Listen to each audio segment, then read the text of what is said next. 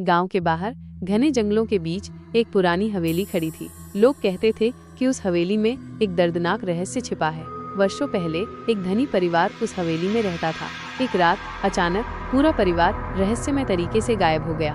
तब से हवेली वीरान पड़ी थी और लोगों ने उसमें अजीबोगरीब आवाजें सुनने की बातें कही थी।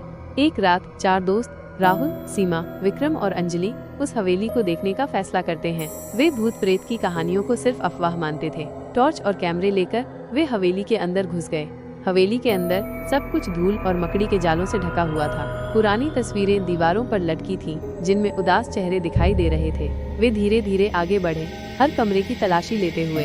अचानक उन्होंने एक ठंडी हवा महसूस की और एक धीमी दर्दनाक चीख उनके कानों में गूंजी।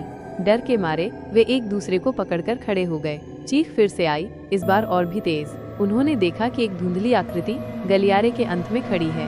आकृति धीरे धीरे उनकी ओर बढ़ने लगी। राहुल ने डरते हुए टॉर्च जलाई और उन्होंने देखा कि आकृति एक महिला की थी, जिसके चेहरे पर गहरे घाव थे और उसकी आंखें लाल थीं। वो धीरे धीरे उनकी ओर बढ़ रही थी और उसकी चीखें हवा में तैर रही थीं।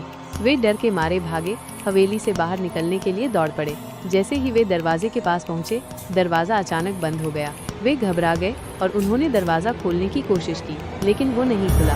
महिला की आकृति उनके करीब आ रही थी और उसकी चीखें उनके कानों में गूंज रही थीं। वे मदद के लिए चिल्लाए, लेकिन कोई नहीं आया। अचानक एक तेज रोशनी चमकी और महिला की आकृति गायब हो गई।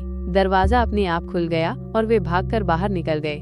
वे कभी उस हवेली में वापस नहीं गए। उन्होंने महसूस किया कि कुछ चीजें ऐसी होती हैं जिन्हें अनदेखा नहीं किया जा सकता और कुछ रहस्य ऐसे होते हैं जिन्हें कभी नहीं सुलझाना चाहिए। वे जानते थे कि चीखती हवेली का रहस्य हमेशा के लिए उनकी आत्माओं को डराता रहेगा।